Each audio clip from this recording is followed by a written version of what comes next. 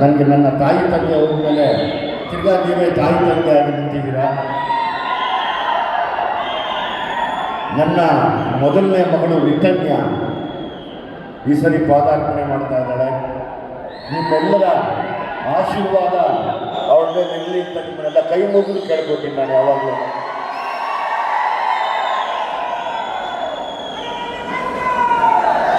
ನನ್ನನ್ನು ಹೇಗೆ ನೀವು ನಡೆಸ್ಕೊಂಡು ಕರ್ಕೊಂಡು ಹೋದ್ರೋ ಹಾಗೆ ಇವಳನ್ನು ಕರ್ಕೊಂಡೋಗಿ.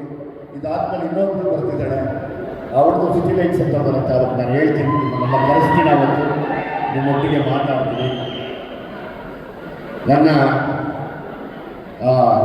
ಮೊದಲನೇ ಪ್ರೀತಿಯ ಮಗಳು ಕಿತ್ತಾಡ್ಕೊಂಡು ಸಿನಿಮಾ ಮಾಡಿದ್ದಾಳೆ ಅಂದರೆ ಸೀನಲ್ಲಿ ಖುಷಿ ಅನಿಸುತ್ತೆ.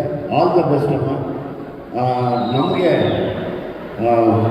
ಸದಾ ಬೆನ್ನೆಲುಬಾಗಿ ನಿಂತಿರೋ ಅಭಿಮಾನಿಗಳನ್ನ ಮರಿಬೇಡ, ಅಭಿಮಾನಿಗಳ ಆಶೀರ್ವಾದನ ಬಿಡಬೇಡ. ಅವರಿಲ್ಲ ಅಂದರೆ ನಾವಿಲ್ಲ. ಹಾಗಾಗಿ ಎಲ್ಲೇ ಇದ್ದರೂ ಪ್ರೀತಿಯಿಂದ ತಲೆ ಬಾಗಿಸಿ ನೋಡಿ. Thank you very much. ಎಲ್ರಿಗೂ thank you so much.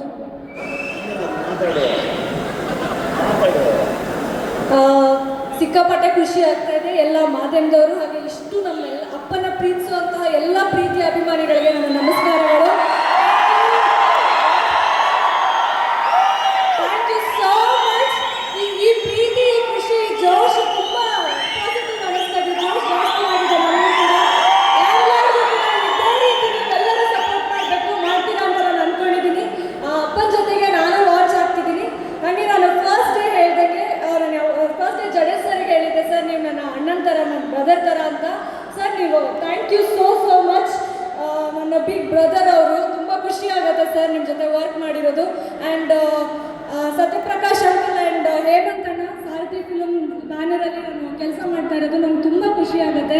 Thank you so much sir. ನಿಮಗೂ ಕೂಡ I am truly blessed. And ನನ್ನ ಜೊತೆ ಆ್ಯಕ್ಟ್ ಮಾಡಿರೋ ಎಲ್ಲ ಆರ್ಟಿಸ್ಟ್ಗೂ ನಾನು ಎಲ್ಲರ ಹೆಸರು ತಗೋತೀನಿ. Thank you so much.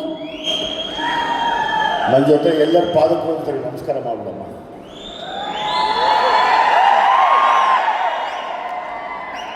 ಒಳ್ಳೆಯದ.